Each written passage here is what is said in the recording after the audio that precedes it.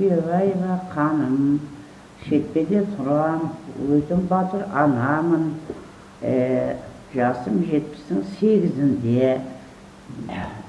Мәриемді 14-ші жылдан бастап, өзі білмедім, 14-ші жылдан радиодан тыңдап біліп, соны ішіп, осы кешегі 17-нің аяғына дейін ішіп, атырым бөтекем ауыратын еді, өтім ауыратын еді, аяқ қолдарым ауыратын еді. Соның бәрінен де жақсымын. Еш жерім қазір ауырмайды. Мен дәрдің көрген қайырдымды соншалықты адамдарға айтып жүрем. Білмейтін үлкен кісілер болады, соның бәріне айтып жүрем. Өзім жақсылықты көре берсін, халқым да көре берсін деп.